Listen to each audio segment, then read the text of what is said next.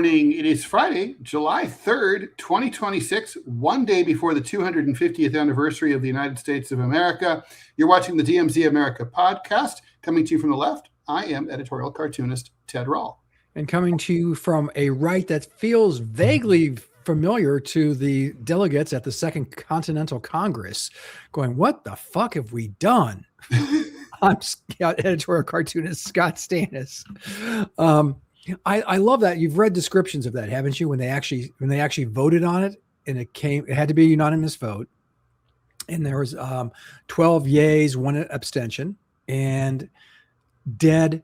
And when the Secretary of the Congress said that the motion carries, dead silence.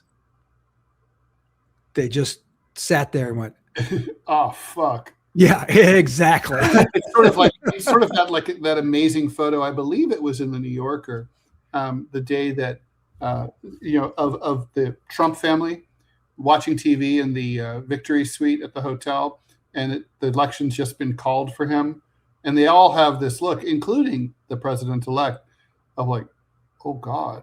Yeah, we didn't think this was going to be so easy. We didn't really want it to be this easy. No, they didn't want it. But they seem to have gotten over that. Yeah. Well, clearly, grifting America billions of dollars will do that for you. For sure. Yeah, no doubt about it. So our plan today, it's kind of a fiction, right? Because the Constitution wasn't completely, the Declaration of Independence wasn't really officially signed, and it's not on July 4th. People sort of got together at different times and signed it. But yeah, that's the date that they put on it, right? It's sort of like the closing date of your house, that you may or may not sign that documents on that day. Right. And so technically speaking, the United States is 250 years old as of tomorrow. We're going to celebrate it today because it falls on a weekend. Tomorrow, big shindig in Washington, lots of fireworks, lots of, bigly, Trumply, America-y celebrations. And so we thought it would be interesting to sort of check in, obviously, with where we are now, but let's go in 50-year increments back to the beginning. So we're going to go back to 1976, which Scott and I, we both remember. Yeah. 1926 under President Coolidge. We don't remember. which you do not remember. 1876 and that very bizarre election.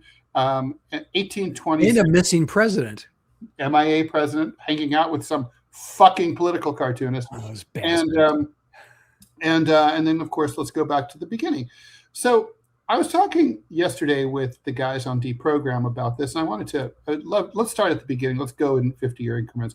So one thing that occurred to me is we brag a lot about the military triumph over the Brits, but let's be clear: the Brits kind of they didn't really throw everything they had at us. We weren't really their top priority. They would have liked to have kept it, but it's not like, they did the full weight of the British Empire did not fall on the ass of the colonists. You know what I mean?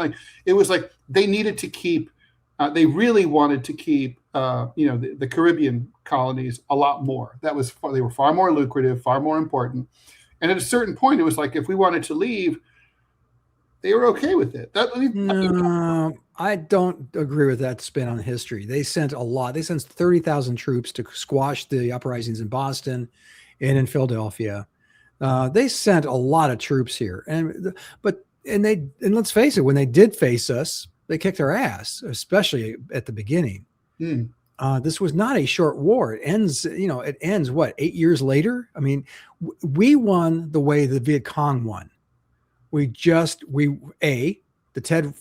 first rule of Ted Rall engagement in war, we lived here. we were here.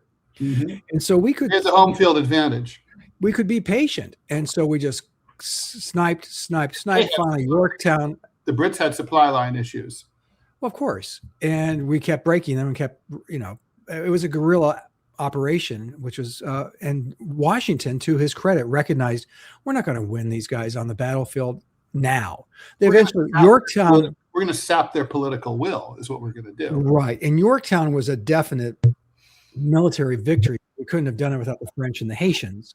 And so, but 1776, I want to play this little game, if you don't mind, Ted. Is just saying, if we were cartoonists back then, I try to be as honest as I possibly can with myself.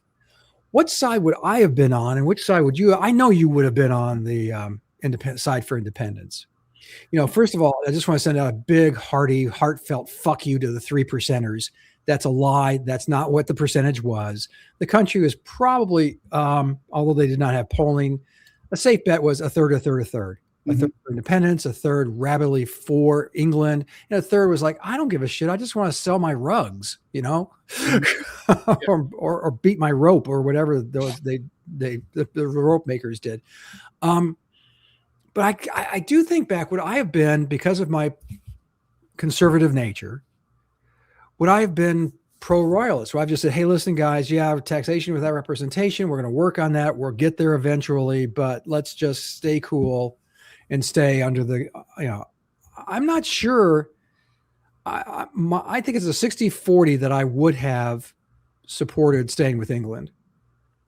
And then I think it's 80-20 you would have supported to stay with England. I mean, first of all, we're both assuming that we're landed white guys, right? Right. Let's just say that we're tradesmen. Let's say we're printmakers. Let's just go with what we do best. We're printmakers. You're a printmaker in Boston. I'm a printmaker in Philadelphia.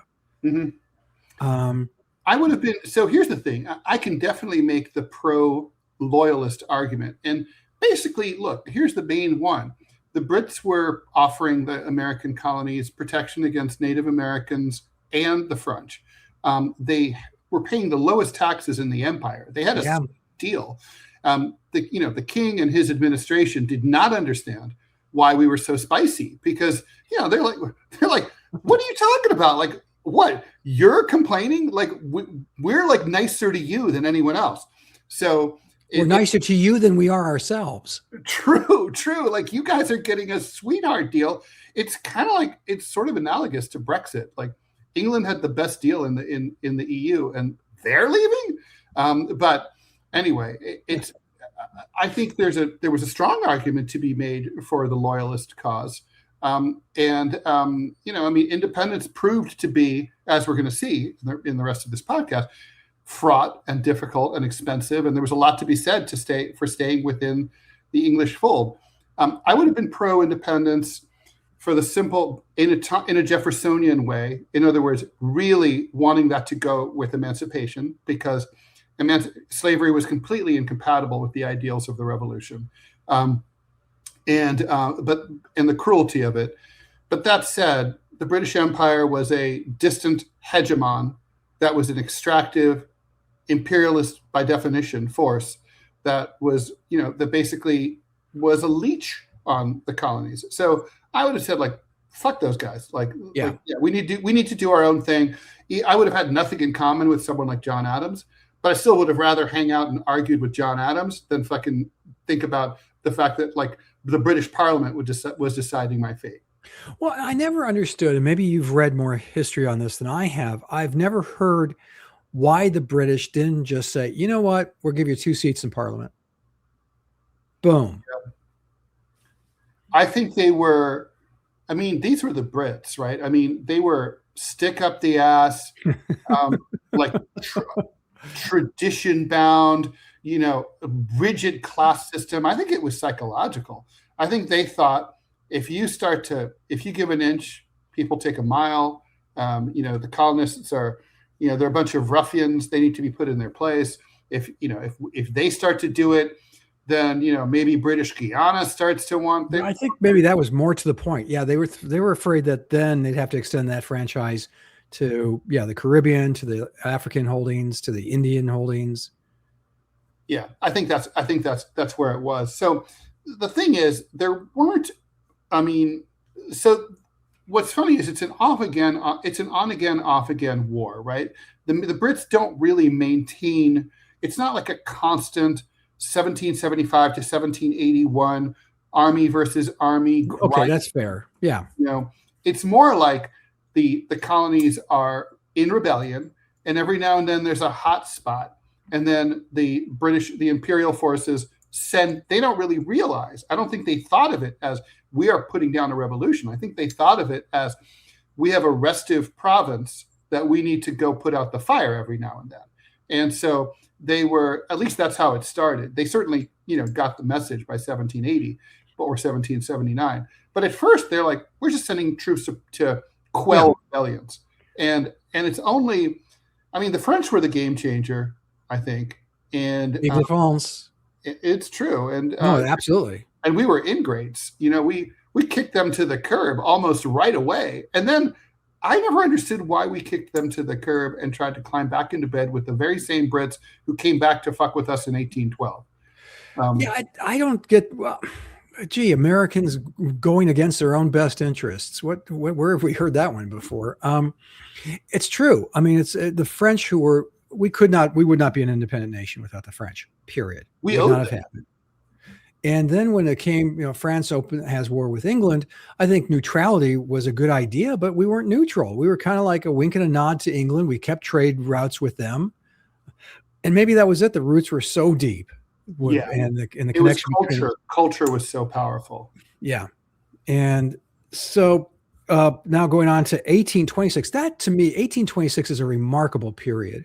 And July 4th, 1826 is when two presidents died, both on the same day. Yeah, famously, John Adams said, Jefferson, one of his last words, Jefferson survives, although Thomas Jefferson had passed away a few hours earlier in Monticello. And they were rivals, but they had, to say the least. And then they had gotten to know and like each other and become avid correspondents. I think you could say they were friends by the time they died. Well, they were friends before, they were friends after, which seems like such an unlikely friendship because Jefferson was so effete and so elite and Adams was quite the opposite. But Adams was also so conservative. Yeah, well, he was conservative to a point, obviously, worked hard for independence and then was the second president of the United States. Their relationship is fascinating. 1826 is fascinating. Yes, we lost two former presidents, but the Monroe years and James Monroe, I can say this now because he's dead, was a prick. He and James Madison were dicks. They were the little scurrying little rat dogs for Jefferson. You did attacks. Just horrible. I go back and read some of the language they used to write about their political opponents. It was horrible. They called Adams an hermaphrodite. What's the word I'm looking for? Hermaphrodite, yeah. Hermaphrodite, yeah. Which means, he had... Jefferson was getting his share of abuse, too. Well, but they had the temerity to say that he actually fathered children with his slaves. God, that could not be correct, could it?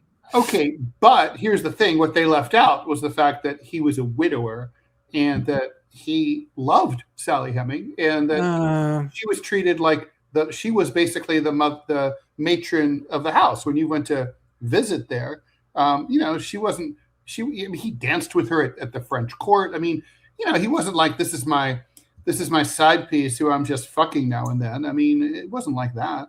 It's not far off from that. Plus he owned her. Yeah. And he owned her children. He fought hard for emancipation in the Constitution. Oh, in the Declaration he had the language. He was furious that it didn't go through. But then he had 2 terms as president, vice president. He could have done something. He chose not to. He enjoyed his lifestyle. Well, he also knew there was nothing he could do. Bullshit. Of course, there's something you can do.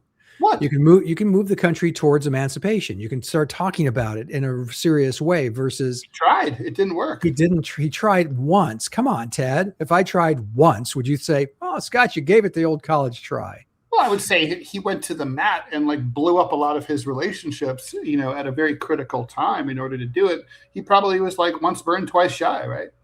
Nah, I think he liked his lifestyle. He never, the guy was, he died. Lifestyle. He was always broke. He brought it. When he came back, all those guys were broke all the time. Adams was not.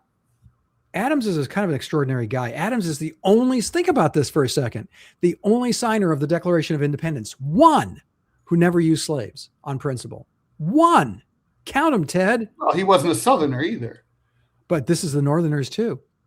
This is Maine, New Hampshire, all of them, and they all used slaves. They either rented them or had them or owned them. He would not do it, and he still. 1826. Where are we? Who's the president? How are things? James Monroe. It's the era of good feelings. It was I mentioned that. What's that? Which meant what for our viewers? He was elected unanimously. Only the second president. One of the electors voted for Pickering or something like that because he didn't want. The elector wanted Washington to be the only president to be elected unanimously from the Electoral College. Monroe came damn close to. He did. I mean, if this elector hadn't changed their vote, he would have been second. But things were going great for us. Think about that. 50 years after declaring independence, things are going pretty damn well. We're expanding westward. I mean, if you're Native American, not so much, but it was a remarkable period of time. And like I said, my animosity towards Monroe in Madison notwithstanding, you and I wouldn't have had a hell of a lot to cartoon about. We really wouldn't have. It would have been very difficult because things were going so well. And it's interesting, right? I mean, this country started out fucking broke, and then it had to fight a war in 1812, and nevertheless, things were pretty much okay by 1826, right? Yeah. Well, we came back. That's 14 years after the War of 1812, which actually ended in 16. It didn't actually. We were kind of doing the same thing we did in the Revolution. We kind of fought off and on for a few years, sort of like the Ukrainian War. Actually, so how was the 50th? I mean, how was the quincentennial, the nation's first quincentennial? I have to admit, there's really not a heck of a lot to men. They had fireworks, they had parades, they had speeches. That's what they did back then. And God, could you imagine a speech back then on average lasted 2 hours? I mean, that's Trump today. Everyone's drunk and smoking, so it's like whatever. They're not. They're talking during the speech. They're not listening raptly. So the war real Trumpy though, proto Trumpy, because a certain Tennessean is waiting in the wings, right? Like, so 1828, Jackson will win and basically crown the Democratic Party as we know it. Did he win 28? Okay, so actually I'm wrong. Is 26, was that John Quincy? I think that was John Quincy Adams. Yeah. Okay. I apologize. No, it's all right. You're not a fan of John Quincy. No, I am. I think he's a remarkable, as a human being, he was very prickly, not very likable, which is curious given that his mother was amazingly vivacious, was known. He was the nephew of John Adams? No, son. Son, okay. And Abigail, of course. And so he took after his father more than his mother. But you talk about the most qualified man, the most qualified person to ever run for the office. And he truly was. I mean, from childhood. He was brilliant by all accounts. Yes. From childhood, he hung out with, his dad took him on missions to Europe. So he saw the courts of London and of France, and saw, the whatever they're called in the Netherlands. And I mean, and then he was Secretary of State. He was ambassador to Russia. It was really a remarkable guy, not a great president. But yeah, I mean, what was going on? Basically westward expansion at that time. Westward expansion, slavery, that issue started to percolate.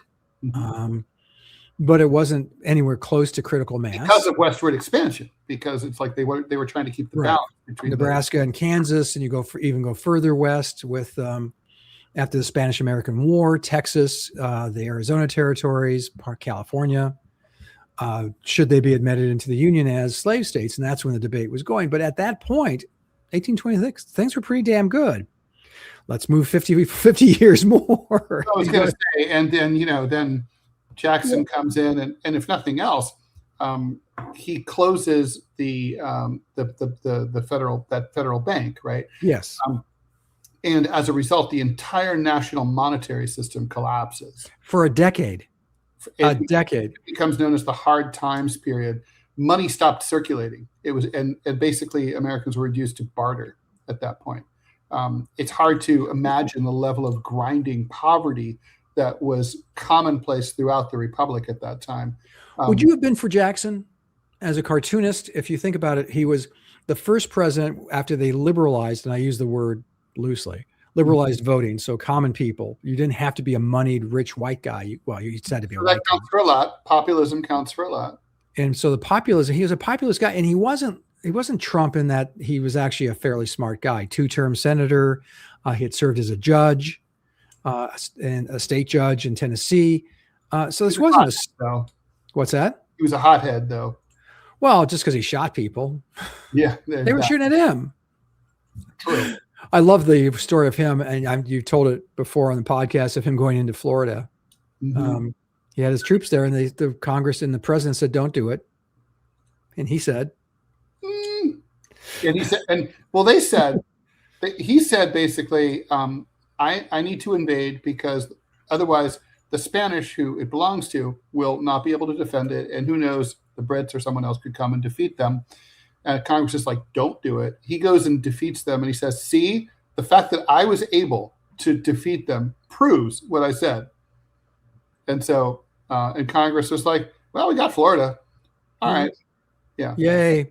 Yeah. Jackson. Easier to ask forgiveness than to get permission. But he was a miserable, in terms of, he destroyed the economy. He was not just, I've mentioned this before, a slave owner, but a slave trader. That means he bred these human beings for sale. He was a real turd in that respect. He was a turd. He was a power after he left office. We wouldn't have one of my favorite presidents, James K. Polk. Jacksonianism was a movement. Yes, and I'm thinking that MAGA probably reflects it. That may be why Trump loves him so much. I don't know how I would have felt about him. I think I would have, like Trump, I would have appreciated Jackson's shaking everything up and breaking everything. And I would have appreciated his populism. I do appreciate those things about Trump.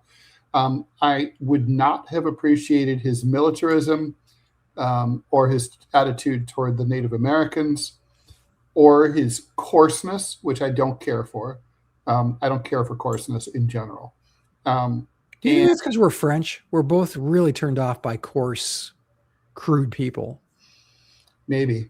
Yeah. It makes me uncomfortable. It makes me think, it's not even that it's not like I look down on them. It's more like, I'm like, you can do better. It's cheap and it's dangerous. And and it's like when you have willful stupidity as opposed, we all do stupid things because we're human beings. I do, but I don't try to do it on purpose. When you're trying to when you do stupid things on purpose and you're trying to encourage other people to do stupid things, that's terrifying to me.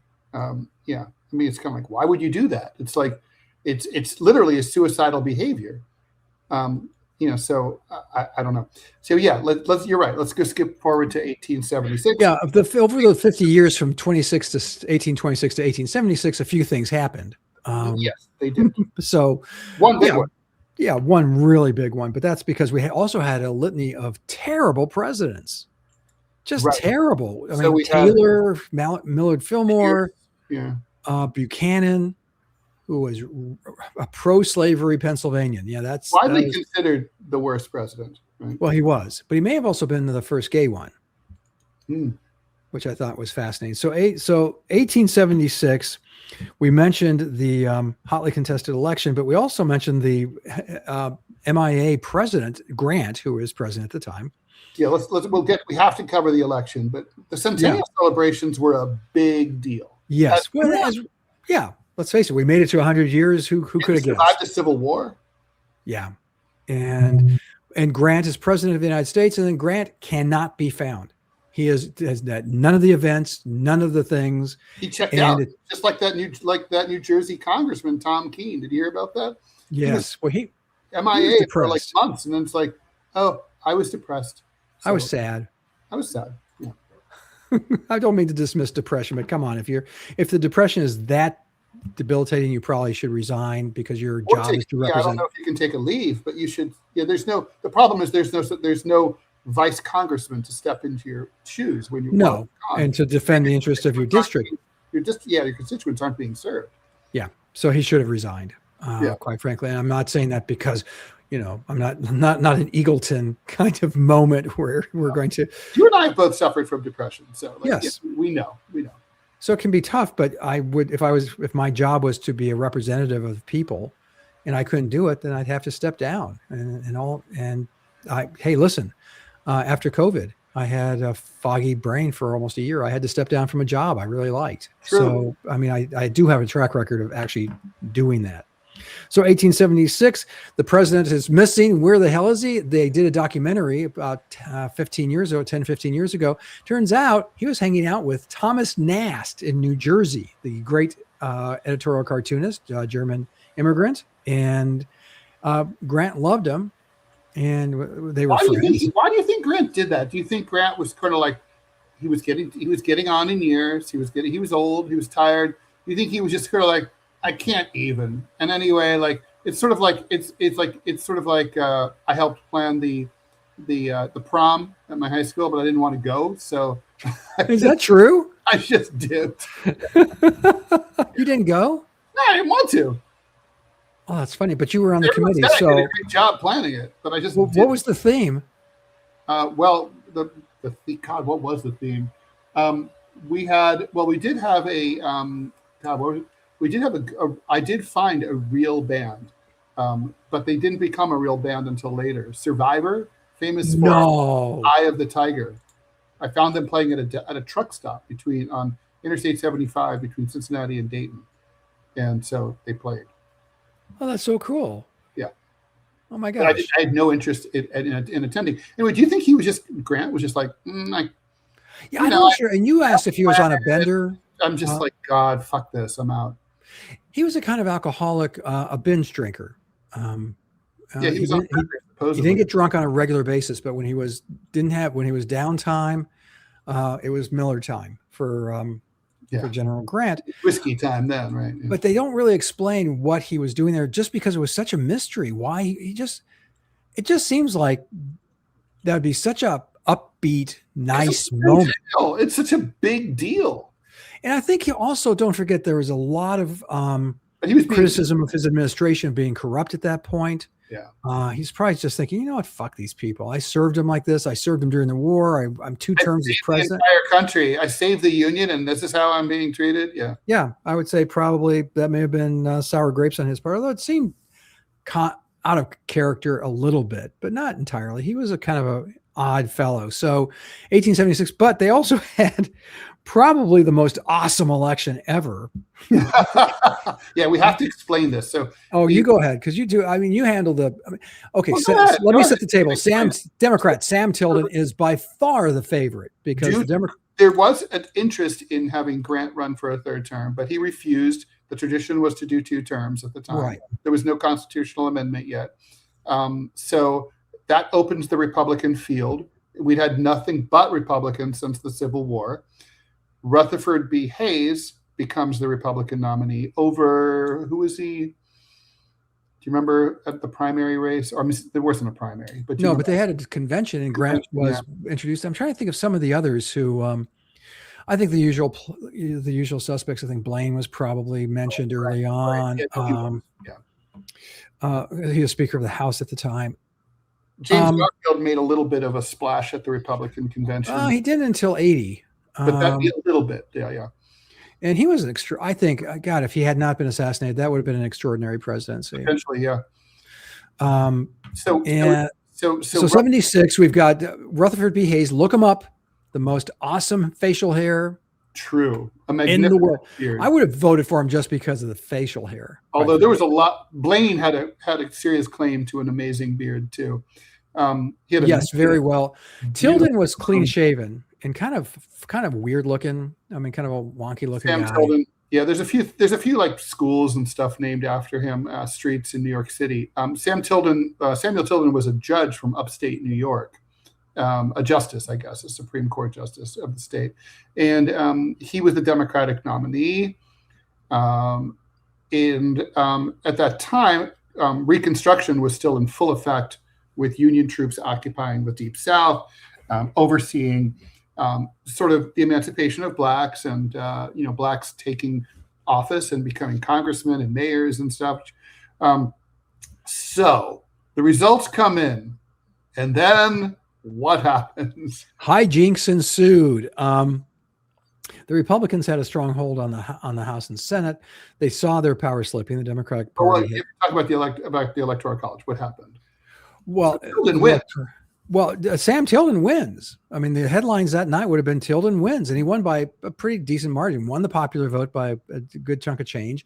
Won the Electoral College. However, it gets contested and it goes to the House. Now, there were apparently, it's true, a lot of irregularities that were.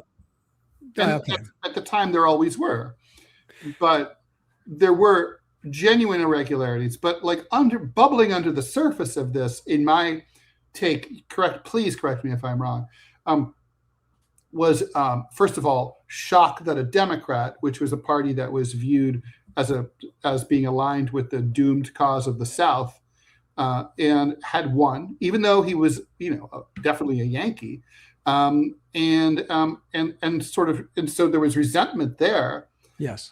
And so behind the scenes, like, the makings of a deal start to come together. And the Republicans are like, well, so we would be willing to throw the Negroes under a bus and withdraw the Union Army from the South and end Reconstruction if you were to let our guy be president.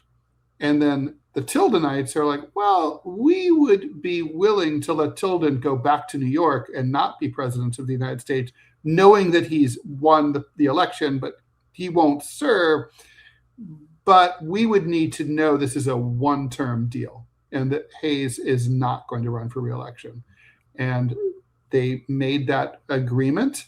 They codified it in law called the Compromise of 1877. And the electoral votes were legally transferred from the Tilden column to the Hayes column to make Hayes the president of the United States.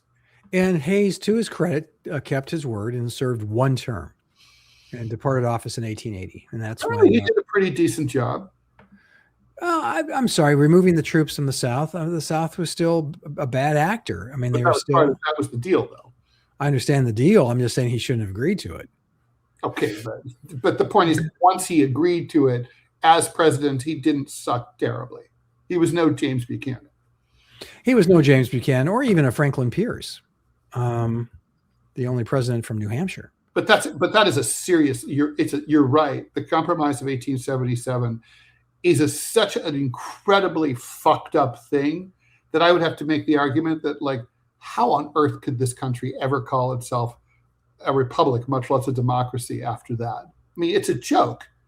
Well, what they were doing to people of African descent in the South particularly, although it did leach into the North as well, but the South particularly was just egregious. I mean, this is where Jim Crow really takes off. Well, even prior to that, they were still Rise of the Klan, right?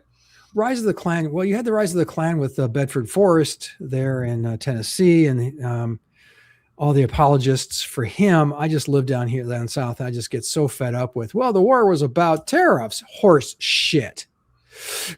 It was not. That was a small part of what you idiots were fighting for. But now 76, you got to think about it. That's 11 years after the end of the Civil War. The South is saying you could make a reasonable point that it's time that reconstruction, that you wound it down. But the fact is, these attacks were getting worse and worse. The occupation of Union forces in the South tamped down those impulses. And as soon as those guys were gone, it was Betty bar the door. They were just hanging people, lynching people all over the place. They sure were. And it wasn't just lynching. They'd cut off their genitals. They burned them to death. It was the level of cruelty was just unfathomable, like Spanish Inquisition style. Crazy. Yes, exactly. So that's where we were in 1876. We were not in a good place. And we had a missing president in a shitty election that got stolen. And we're we're going to revisit that. So the centennial celebration was apparently very successful, though, right? Wasn't it done in Chicago? The home of where you're. I'm pretty sure, right, that they had a giant exposition in Chicago. No, the exposition in Chicago was in 1893. Wait, I have to. I thought 76 was. They did have an exposition, though. You're absolutely right. Where the hell was it? Ted's looking it up now. Thank God we have the technology. It was the centennial It was the Centennial's Exposition of 1876. Oh, I'm sorry. St. Louis? Philadelphia. Which makes sense because there was much more cognizance at that time still of Philadelphia's key role in the Revolution. That's nowadays almost forgotten, I think. But yeah. Yeah, when you think of Philadelphia, what do you think of? I mean, just sort of a dirty, grungy Rust Belt town. Yeah. Yeah. I don't, but although it deserves it better because it's a great city, but I only went there for the, was it the Democratic? No, it was the Republican convention in 2000 that nominated George W. Bush. Yeah. And I was there with another cartoonist. One of our glorious presidents. I was, I went down there election and drove down with Matt Davies. And we drove back up after the speech, and we're driving out of town. And somehow we made a turn, and we were at the front of George W. Bush's motorcade. Not sure how we did it, but we were going through stoplights, and we were it was great. But it was so the Centennial Exposition famously debuted groundbreaking technologies like the telephone, the typewriter, the telegraph, the steam engine, and most important to most Americans, Heinz ketchup, and to me, Hires root beer, which I do care for a lot. So, yeah, and apparently it was incredibly succesable because, and the other thing is, it was very left wing. How so? People, I believe Harriet Tubman spoke, but certainly Susan B. Anthony and a bunch of suffragettes were given prominent speaking positions. Wow. So it was It was a big lefty confab.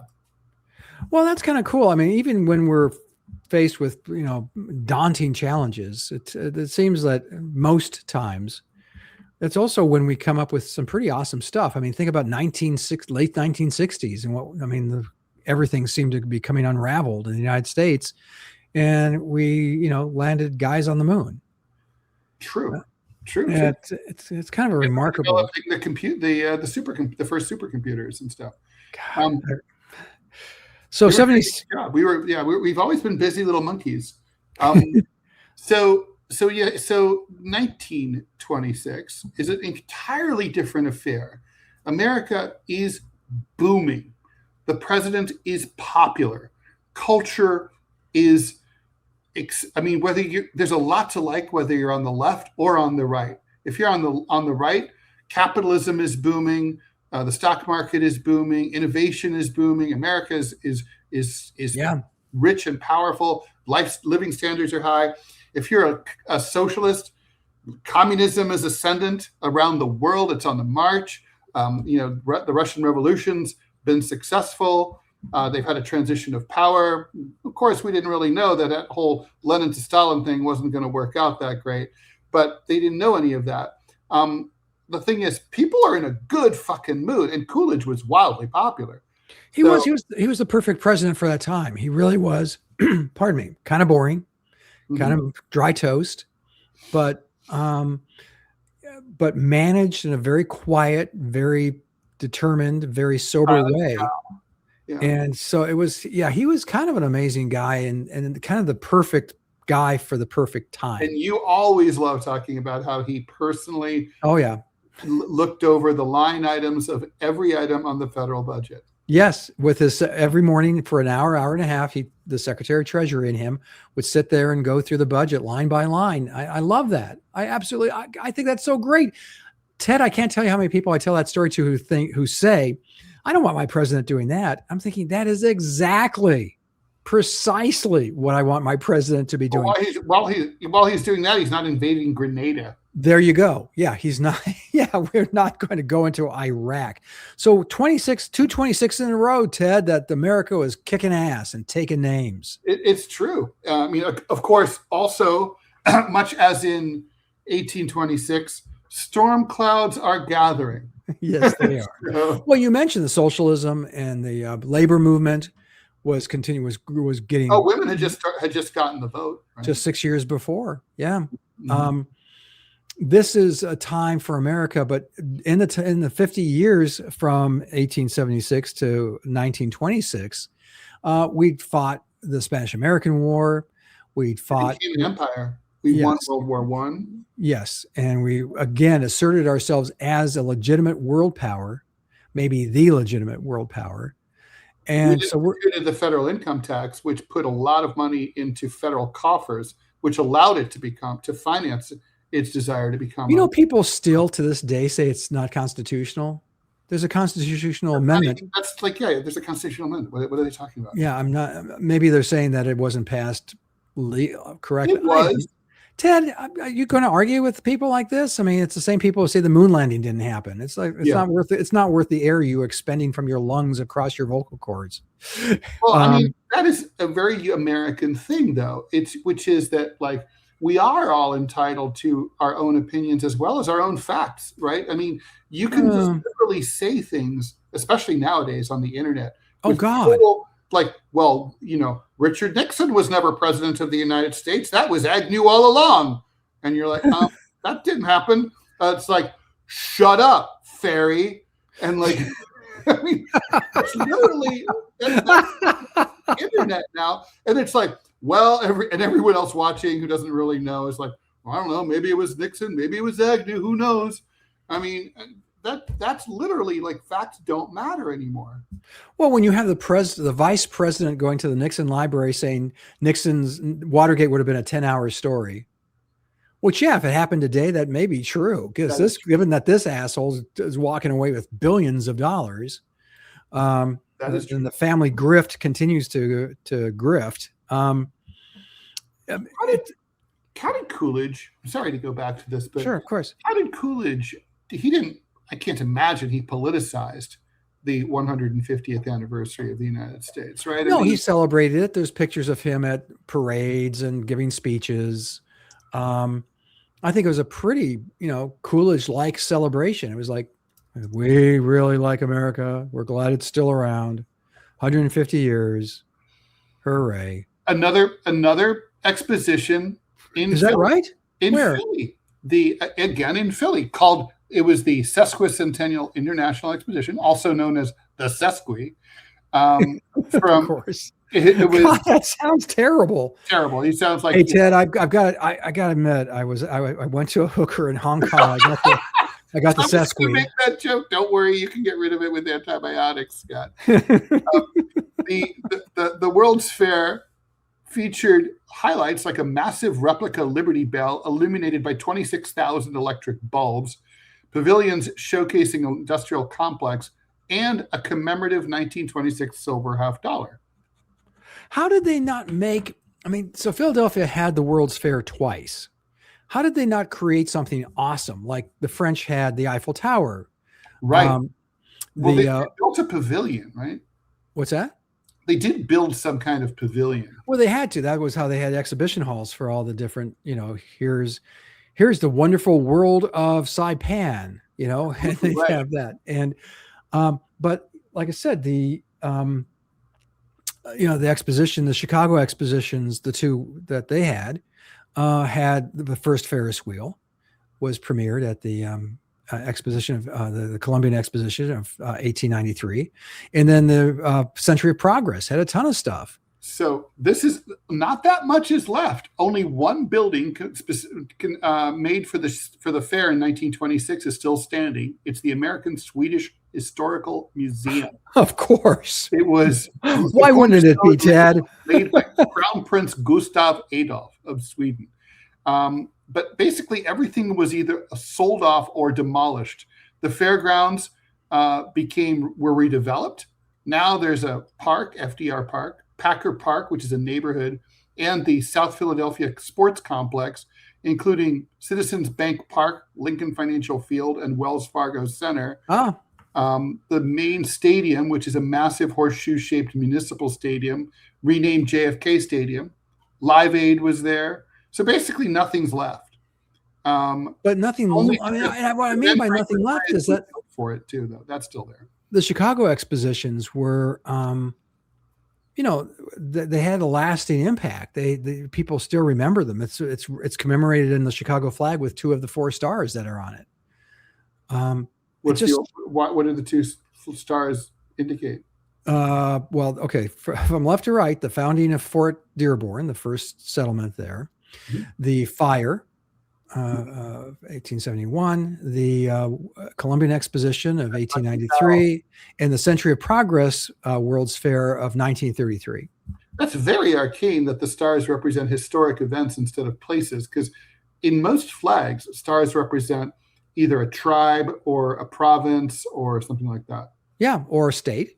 Mm-hmm, mm-hmm. Yeah, it is. Well, yeah. I mean, and they keep trying to add a 5th star for various reasons. The most recent one is Pope Leo being a Chicagoan. Oh God, I know. Ridiculous. Like leave it be. I know it's perfect. Doing that, I mean, Chicago, there would be like 100 stars. It's like what? My father was born and raised in Chicago, and it always strikes me as curious that he grew up in a city that had 3 stars on the flag. My dad grew up in Chicago also. Oak Park, to be specific. When was he born? Oak Park in 1928. No, when? 1928. Okay, yeah. So they had the fair in 33, and so he actually lived for a while under a 3-star Chicago flag. That's cool and weird.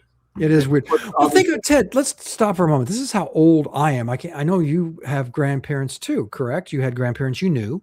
Yeah. And think about us. We live in 2026. We knew and were close to and had relationships with people who were born in the 19th century. That's not true in my case. Oh, really? My grandparents were. Oh, no, that's not true. My father's parents were born in the 19th century. That's true. How cool, how weird and cool is that? It is cool. There's nothing we can say cool about getting old other than stuff like that. That's it. That is true. It's true. So 1926, another 26 in the books. America's cooking with gas, and then we get to 1976 in the 50-year period. We were in World War II. We remember. We were there for that. And America has had America's military record was 1-1-1. We won 1, we lost 1, and we tied 1. I'm going to call Korea a tie. I'll call Korea a tie, sure. And then Vietnam, the 1976. We've just gone through Watergate. We have an unelected vice president who has ascended to the presidency. We have Watergate, so we have a president who resigned in disgrace. We have the church hearings going on, which so the CIA domestic spying operation. Later, I thought that was during the Carter years. Did that start? I thought the church committee. You may be right. So we were still being spied on by the CIA for sure. There's also a very and don't forget the economy blows, right? It's like there's stagflation. And we have stagflation. We have the energy crisis, OPEC, 1974-75. America has a lot of things not to be happy about. The president's unable to get anything done because he's a moderate Republican dealing with a far left Democratic total sweep of both houses in 1974. So there's basically he can veto things, and that's about it. That's all that's happening. He can't. Anything he proposes is dead on arrival on Capitol Hill. And we have massive inflation. What's that? Even so, despite all that, America really was in the mood for an upper, and we have to give. Oh, and there was also the sense that the system was corrupt because Ford pardoned Nixon, right? So, although I have to admit, I've always, for years, I thought it was a terrible decision. Now I see the wisdom of it. I think Ford was right, so that the country could move on. Yeah. And he took that fall to his reputation. I think it was an honorable thing to do, is a courageous thing to do. But that said, okay, so the country really needs a win. And I'd say the bicentennial was a win. the way that it was carried off. It was heavily commercialized. Everything was, the official dog food of the American bicentennial. Yeah, and you remember the logo was that star? It was a red, white, and blue star with lines. It's hard to explain on a podcast, but yeah, that thing was everywhere. Like everything, but there was no politicization. It was not red or blue. It was not north or south. It was everything. There were the tall ships came into New York Harbor. Oh, so beautiful. Oh my God, that was nationally televised fireworks displays over Washington and New York, Statue of Liberty. It was there was the train, right? What was that called? The Freedom Train. Oh my God, I'd forgotten all about that. Oh, Ted. All over the country, including to Cincinnati and Dayton. Did you go? I did go. Yeah, it was a class trip. And they had all sorts of weird American relics. It didn't have, like, for example, it didn't have the Declaration of Independence, which you think, I think maybe the National Archives are like, yeah, we're not putting that on a train. What if something happens to it? But they're like, you can have like the Declaration of the Northwest Territory. That you can have.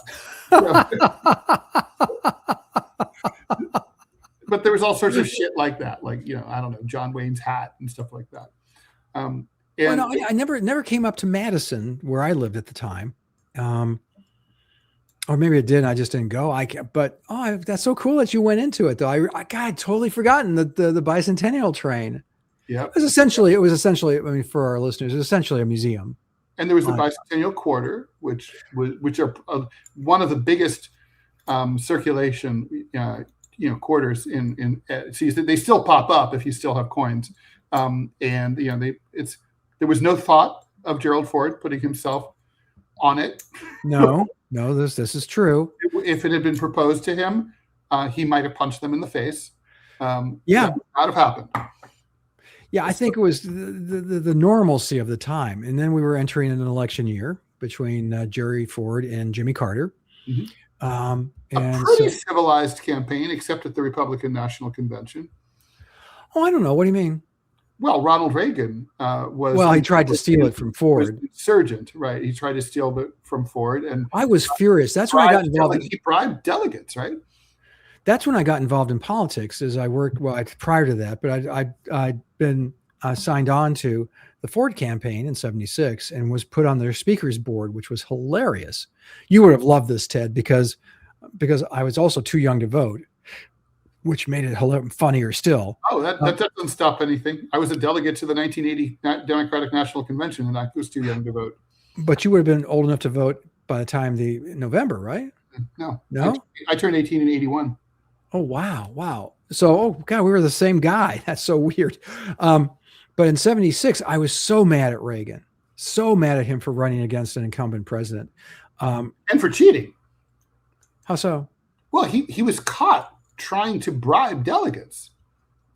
I don't remember that. I'm going to look this up, because I remember it really vividly. So it's one of those things like, did that happen? Like Winston Smith moment.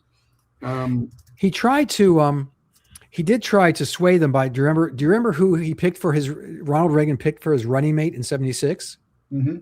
He thought it'd be a stratagem to try to move some of the delegates in his column. Do you remember who the guy was? So so Ford's delegate wrangler, James Baker, important Republican political figure of the late 20th and early 21st centuries, reported fending off multiple questionable approaches from delegates, though no formal charges were ever proven. Ford's Illinois campaign alleged that 17 of their delegates were offered bribes to switch to Reagan, including one offer that involved arranging for a $250,000 business deal.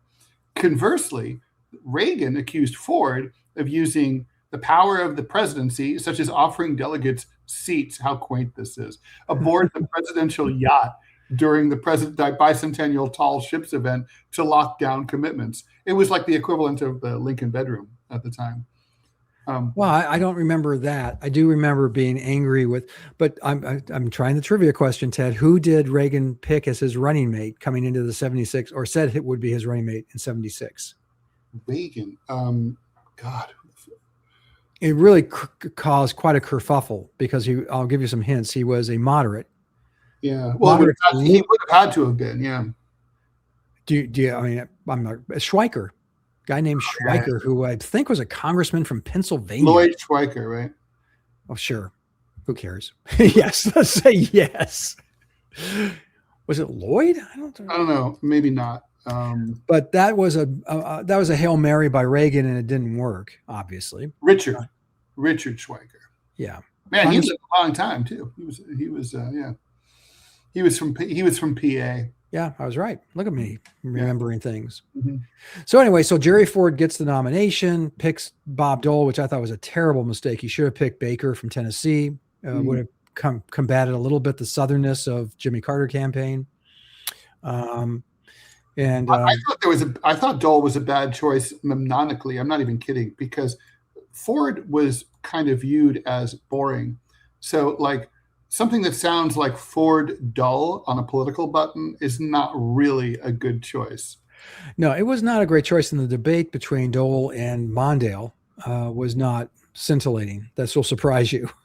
Well, although if you go back and look at, say, some of Mondale's speeches, I mean, we used to make fun of him as a quintessentially boring machine politician. Man, we wouldn't give to have him back now. I mean, really? He was eloquent, he was principled, he was charming. I mean, we just didn't appreciate him at the time because we didn't know how much worse things were going to get. So let's move on from 76 to 26. Not so good. The 2026 Sesquicentennial. How do you say it, Ted? Do you know how to say it? It's the quin-sesquicentennial. No, it starts with an S. It was the sesquicentennial. Now you're just making shit up. It's the sesqui. It's the Sasquatch. The Sasquatch-tennial. The Sasquatch, yeah. Where we are today. Yeah. I mean, this is probably another podcast. We should probably bring someone in to talk about this as well and give either a counter or something. But I mean, this is the end of the American Empire. We're done. It's a big statement, but it's backed by things like a recent poll just came out that people under 40 or under 35 particularly are not patriotic at all. That patriotism and people over that age are by a pretty large margin. The faith in the future of the United States is an attitudinal problem now that I'm not sure we're ever going to get over. And I don't know that it's strictly Trump. I think that we've now set the table where, Ted alluded to this earlier. Truth doesn't matter. You're entitled to your own facts. There's no mechanisms in place to combat that. So we're right back to the 1820s again, where you have one newspaper was for the Democratic Republicans, the other one was for the Federalists, and both of them just printed whatever the fuck they wanted to, and that's where we are. We don't have cachet around the world except for military, and that can diminish quickly. Well, I was going to say, I mean, look, we just lost. I mean, who would have? I would never have imagined we'd be in the following state. We just lost the war to Iran, and we didn't lose it simply because of a lack of political will, like Vietnam being drained. We literally partly lost it. I mean, sure, bad planning, right? Like they literally didn't anticipate the closing of the Strait of Hormuz. They literally didn't anticipate that encircling Iran with bases in places like Kuwait and Bahrain would basically just give the Iranians more places to shoot at. They didn't think about those things, but we also didn't. Literally ran out of bombs. We ran low on munitions. The United States of America doesn't have enough bombs. I mean, so that means we lost militarily. You know what I mean? Not just tactically. And it's not the first war we've lost in the 50 years since 1976. 76 started the trend with the Viet Cong entering Saigon, now Ho Chi Minh City. But you keep going. We had little excursions like Grenada, and we won that. Yeah, Little Sisters of the Poor or something. We won that one.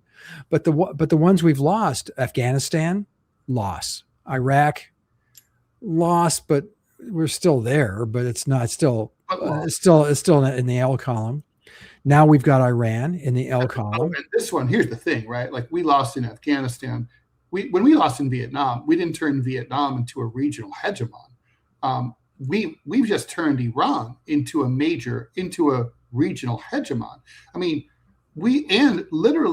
this part I think is amazing. I don't know if you saw the report that came out yesterday exclusively late last night from the Washington Post. Blink and you'll miss it. It's a total classic holiday weekend news dump. They said that the Trump administration Defense Department and State Department were so worried that the Israelis were going to assassinate the Iranian peace negotiators, and they didn't want that to happen. They want the deal. That they notified the Iranians and told them of the Israelis' plans, and helped them prepare. So they gave Israeli intel over to the Iranians. So that means that effectively we are now pivoting possibly to not only, I mean, I've been saying we're moving away from our relationship with Israel may be at the beginning of its end. We may be replacing Israel with Iran as our new bestie in the Middle East.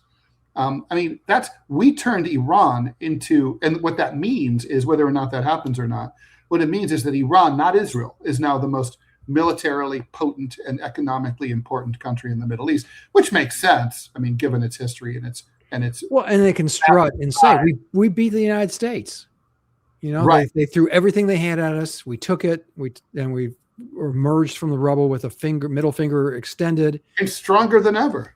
Yeah, no, and so I'm kind of curious what that means. Their government. I mean, if we had normalized relations with them 20 years ago, the Iranian people would have overthrown their government. I mean, we literally, because there would have been so much Western influence that, and you know, the people would have been these guys. So by being a hard ass, we literally turned the Islamic regime into badass powerhouse of the Middle East. We didn't just lose. We fucking hurt ourselves badly. Oh yeah, no. This will be looked back on historically as just a total pooch screw. This is the worst military defeat in American history. I mean, it makes Vietnam look like nothing. Vietnam we still lost on nearly 60,000 lives. Too much guys in black pajamas, I know, but but guys in black pajamas apparently can shoot pretty well.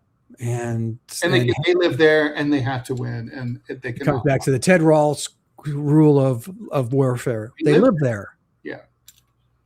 So I mean, so here's the thing, right? This is where we are. I didn't prepare you for this, but I'm sure you'll rise to the occasion. Where do you think America will be gone? But yes. in the year 2076. Where will we be? Will this country still exist? If it does, what will be the good, the bad, and the ugly? How will it be doing? I mean, will climate change be truly and totally fucking us and the rest of the world up the ass? Yes. I mean, what will be happening? Okay, first off, we're going to lose because of the rising sea levels. It seems pretty obviously we're going to be losing Florida, parts of the East Coast, parts of Texas, parts of Louisiana, parts of Alabama, Florida, and parts of Mississippi. And so that's going to happen. Mm-hmm. You're going to have flooding on the West Coast because of the rising sea levels. Again, you could have seawater going to the Imperial Valley like it used to, a millennium ago, and that would destroy. That's the breadbasket of America. So you destroy that.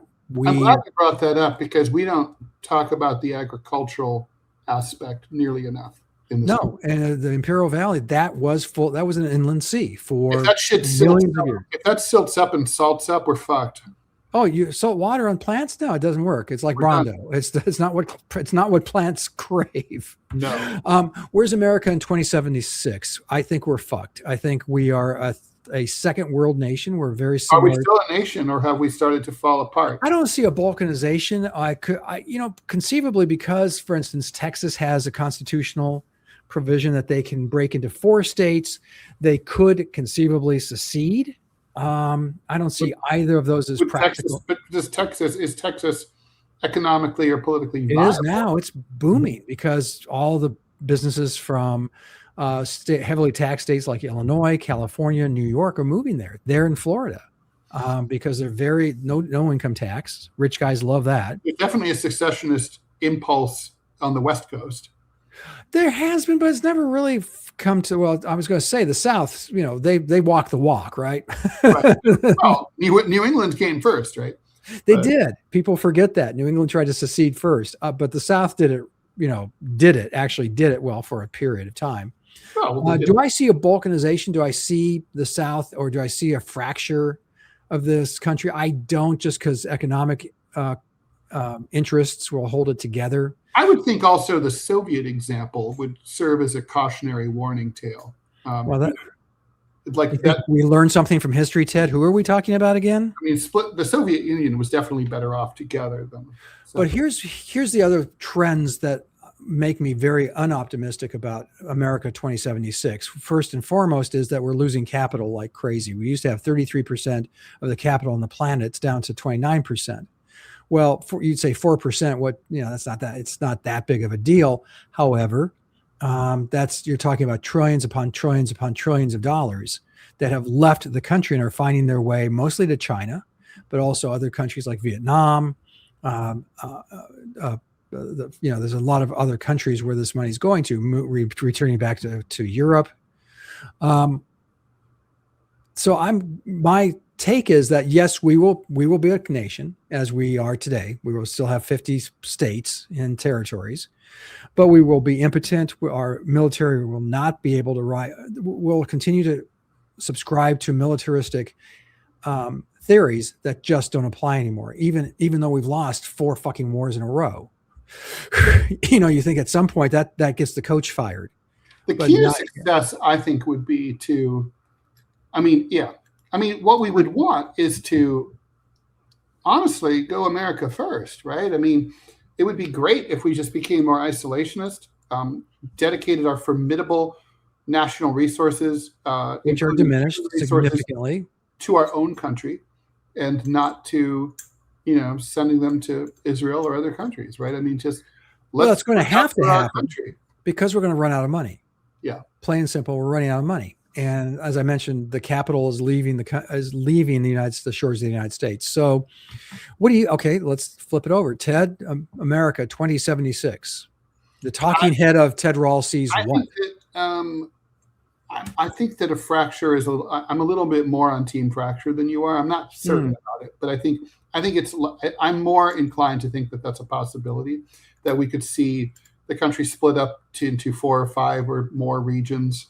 I don't think you'd have 50 different countries, but I think, you could see easily, like, Oregon and Washington State and Idaho becoming like a new Pacific Northwest, Ecotopia has been the name that they call it.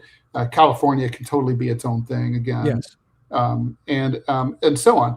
I think that could happen. I think there could also be there could be a turning inward simply because, like you said, we can't afford it anymore.